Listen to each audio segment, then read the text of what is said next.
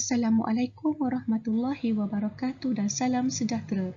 Bersama dengan Cikgu Fanida dalam mempelajari biologi tingkat 4 KSSM. Pada kali ini, Cikgu akan meneruskan lagi bab 15, pembiakan seks, perkembangan dan pertumbuhan dalam manusia dan haiwan bahagian 2. Pada akhir pembelajaran, anak-anak dapat 15.4 perkembangan fetus manusia, menghuraikan proses persenyawaan dan pembentukan zygot, membuat urutan dan menerangkan perkembangan awal embrio sehingga penempelan embrio dua sel, morula dan blastocista, menerangkan peranan hormon gonadotrofin chorion manusia pada peringkat awal kehamilan, berkomunikasi tentang peranan struktur berikut dalam perkembangan fetus iaitu plasenta dan tali pusat, mewajarkan keperluan sistem peredaran darah fetus dan sistem peredaran darah ibu yang berasingan. 15.5 Pembentukan kembar. Memerihalkan proses pembentukan kembar iaitu kembar seiras dan kembar tak seiras. Membanding dan membezakan antara kembar seiras dengan kembar tak seiras. Menghubung kait pembahagian sel dengan pembentukan kembar siam. 15.6 Isu kesihatan berkaitan sistem pembiakan manusia. Menyatakan maksud kemandulan, berkomunikasi tentang punca kemandulan manusia. Baiklah, Cikgu mulakan dengan 15.4 perkembangan fetus manusia. Proses persenyawaan. Persenyawaan boleh berlaku apabila salah satu daripada berjuta-juta sperma berjaya menembusi usid sekunder. Usid sekunder dalam tiub falopio. Setiap ejakulasi air mani mengandungi antara 300 hingga 500 juta sperma. Akan tetapi, hanya kira-kira 300 hingga 500 sperma yang berjaya sampai ke usid sekunder di dalam tiub falopio. Ini diikuti dengan perubahan pada membran usid sekunder yang menghalang penembusan sperma lain.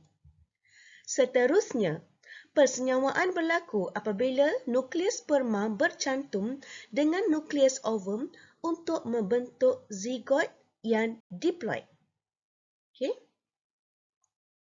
Perkembangan awal embrio sehinggalah penempelan.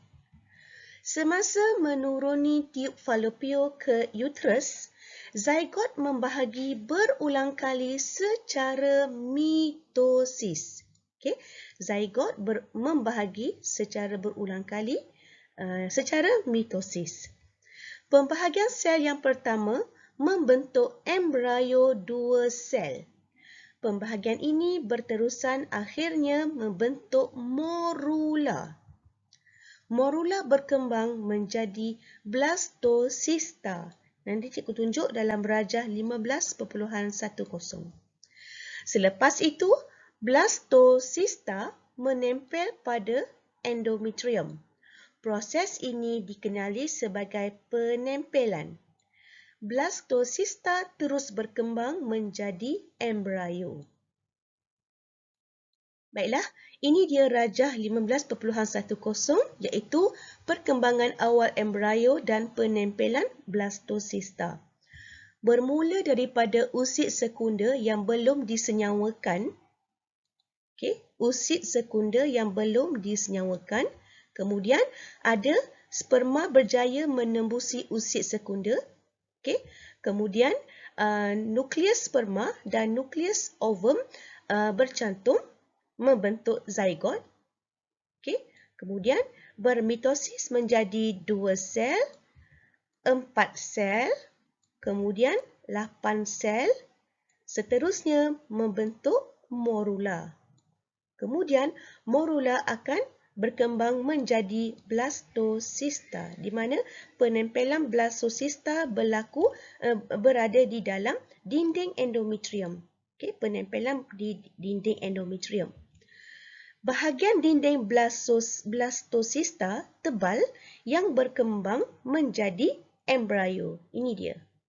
Okey, blastocista. Peranan hormon gonadotrofin chorion manusia, HCG. Plasenta juga menghasilkan hormon gonadotrofin chorion manusia semasa kehamilan.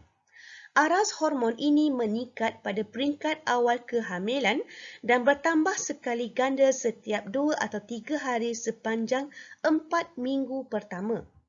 Fungsi utama HCG ialah memastikan korpus luteum terus berfungsi, iaitu menghasilkan estrogen dan progesteron di peringkat awal kehamilan.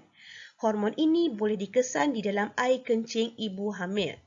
Ini merupakan gambar foto bagi ujian kehamilan mengesan kehadiran hormon HCG dalam air kencing. Terdapat dua kebarangkalian. Okey, sekiranya air kencing dititiskan pada bahagian ini, kemudian muncul dua line seperti macam ni, ada double line. Ini menunjukkan ibu itu hamil. Bermakna terdapat kehadiran hormon gonadotrofin chorion di dalam air kencing ibu. Tetapi sekiranya ada satu line sahaja, ini bermaksud tiada HCG di dalam air kencing ibu. Ini bermakna ibu itu tidak hamil. Peranan struktur plasenta dan tali pusat dalam perkembangan fetus. Plasenta terbentuk daripada tisu endometrium ibu dan tisu embrio. Plasenta dihubungkan kepada fetus oleh tali pusat yang mempunyai salur darah untuk mengangkut bahan-bahan masuk dan keluar dari fetus. Tali pusat ialah tiub yang mengandungi vena tali pusat dan arteri tali pusat. Vena tali pusat mengangkut darah yang kaya dengan oksigen dan nutrien dari plasenta ke fetus. Manakala arteri tali pusat mengangkut darah yang kaya dengan karbon dioksida dan bahan buangan bernitrogen seperti urea dari fetus ke plasenta. Ini dia plasenta. Okey, plasenta. Kemudian ini merupakan arteri tali pusat yang berwarna biru. Okey, manakala yang warna merah ni merupakan vena tali pusat. Okey. Kepentingan plasenta. Plasenta ialah tapak pertukaran bahan antara fetus dan ibu. Glukosa, asid amino, hormon, antibodi dan oksigen meresap dari darah ibu ke dalam kapilari darah fetus. Karbon dioksida dan bahan buangan bernitrogen seperti urea meresap dari kapilari darah fetus ke dalam darah ibu. Plasenta juga bertindak sebagai organ endokrin yang merembeskan hormon semasa kehamilan. Pada bulan keempat kehamilan, korpus luteum akan merosot dan tidak merembeskan progesteron lagi. Plasenta menggantikan korpus luteum dalam penghasilan progesteron dan estrogen yang diperlukan untuk mengekalkan ketebalan endometrium. Sistem peredaran darah fetus dan sistem peredaran darah ibu. Kedua-dua darah ibu dan darah fetus tidak bercampur kerana dipisahkan oleh lapisan membran yang nipis. Ciri ini adalah penting untuk melindungi fetus daripada sesetengah bahan kimia yang berbahaya seperti toksin dan bakteria yang boleh meresap masuk ke dalam darah fetus. menghalang salur darah fetus yang halus daripada pecah akibat tekanan darah ibu yang tinggi. Menghalang pengaglutinan ataupun pergumpalan darah daripada berlaku dalam fetus kerana kumpulan darah fetus mungkin berbeza daripada kumpulan darah ibu. Lapisan membran nipis tersebut tidak dapat menghalang resapan bahan seperti dadah atau ubat, alkohol serta asap rokok yang diambil oleh ibu. Virus seperti HIV dan rubella juga dapat menembusi plasenta dan meresap ke dalam peredaran darah fetus lalu menjejaskan perkembangan fetus. Baiklah, seterusnya cikgu pergi kepada 15.5 pembentukan kembar. Proses pembentukan kembar. Anak kembar merujuk kepada dua atau lebih orang anak yang dilahir melalui satu kehamilan. Terdapat dua jenis anak kembar iaitu kembar seiras dan kembar tak seiras. Okay, cikgu mulakan dengan kembar seiras. Satu sperma bersenyawa dengan satu ovum, kemudian embrio akan membahagi kepada dua. Ini dia. Sepatutnya kalau bukan kembar, dia tak membahagi, dia akan membahagi kepada dua. Ini kembar seiras. Okay. Kemudian, satu plasenta dikongsi oleh dua fetus. Ini satu je plasenta, tapi dua fetus berkongsi. Ini ialah kembar seiras. Okay, seterusnya. Okay, kembar tak seiras. Di mana dua ovum dan dua sperma. Dua sperma bersenyawa dengan dua ovum. Kemudian, dua embrio berasingan akan terhasil. Ini terhasil dua embrio yang berasingan dan di sini ada dua plasenta yang berasingan. Maknanya ada satu untuk individu A dan satu lagi plasenta ada individu B. Dia tidak berkongsi plasenta. Ini dikenali sebagai kembar tak seiras. Jadual 15.3 menunjukkan perbezaan antara kembar seiras dengan kembar tak seiras. Kita lihat perbezaan dia. Perbezaan pertama. Hasil persenyawaan satu ovum dengan satu sperma membentuk satu zygot untuk kembar seiras. Manakala kembar tak seiras, hasil persenyawaan dua ovum dengan dua sperma membentuk dua zygot. Ini satu-satu. Ini dua-dua-dua.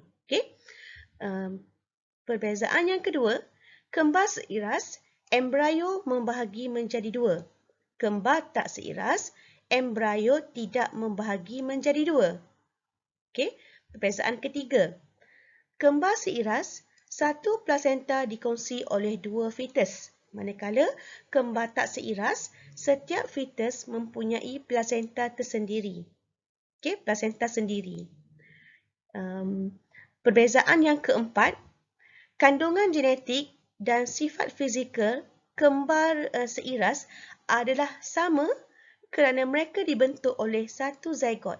Manakala kandungan genetik dan fizikal bagi kembar tak seiras adalah tidak sama kerana mereka dibentuk daripada dua zygot berlainan. Dan perbezaan yang terakhir, kembar seiras jantina kembar adalah sama. Manakala kembar tak seiras, jantina kembar mungkin sama ataupun berbeza. Maksudnya, mungkin perempuan-perempuan atau lelaki-lelaki atau lelaki-perempuan. Itu kembar tak seiras. Kalau kembar seiras, sama ada perempuan-perempuan atau lelaki-lelaki. Baiklah, kita tengok pula pembentukan kembar siam. Kembar siam terbentuk apabila bahagian embrio dalam kembar seiras berlaku secara tidak lengkap. Kembar siam terbentuk apabila pembahagian embrio dalam kembar seiras berlaku secara tidak lengkap. Kedua, walaupun dua fetus terbentuk daripada embrio, namun ada bahagian fizikal mereka yang masih melekat bersama. Lazimnya di bahagian dada, abdomen atau punggung. Kembar siam mungkin juga berkongsi satu atau dua organ dalaman. Mungkin dia berkongsi jantung, berkongsi tangan. Okay? Kemudian, kehidupan pasangan kembar siam agak sukar kerana mereka sentiasa bersama. Mereka juga tidak mempunyai masa untuk bersendirian. Seterusnya, pergerakan mereka juga terbatas disebabkan keadaan fizikal mereka. Kebanyakan kembar siam mati sebelum dilahirkan atau mempunyai jangka hayat pendek selepas dilahirkan. Kembar siam mungkin boleh dapat dipisahkan melalui pembedahan. Walau bagaimanapun, kejayaan pembedahan bergantung pada bahagian yang terlekat dan juga organ dalaman yang dikongsi. Baiklah, seterusnya 15.6, isu kesihatan berkaitan sistem pembiakan manusia. Okey, iaitu kita bincang berkenaan dengan kemandulan. Okay. Kemandulan berlaku apabila pasangan suami isteri tidak berupaya untuk melahirkan anak. Keadaan ini mungkin berpunca daripada suami atau isteri atau kedua-duanya mandul. Okay, kita lihat punca kemandulan lelaki. Okay, testis tidak menghasilkan sperma. Kedua, mati pucuk. Ketiga, kualiti sperma rendah ataupun sperma yang abnormal. Keempat, ketidakseimbangan hormon. Dan kelima, bilangan sperma kurang. Ini pula punca kemandulan bagi perempuan. Pertama, ovari tidak menghasilkan usid sekunda. Kedua, mungkin tiub falopio tersumbat. Ketiga, uterus abnormal. Keempat, ketidakseimbangan hormon. Dan kelima, ketumbuhan dalam uterus. Okey, apakah rawatan bagi kemandulan? Okey, pertama, ketidakseimbangan hormon boleh dirawat menggunakan rawatan hormon. Kedua, tiub falopio tersumbat ataupun saluran duktus sperma yang tersumbat boleh dirawat melalui pembedahan. Ketiga, kaedah persenyawaan in vitro ataupun kita panggil sebagai IVF boleh digunakan untuk perempuan yang mengalami masalah tiub falopio. Okey, baiklah. Selesai sudah bahagian 2 bab 15. Sehingga kita berjumpa lagi bab yang ke-15 juga, tetapi bahagian ketiga. Okey, sekian, terima kasih. Assalamualaikum warahmatullahi wabarakatuh.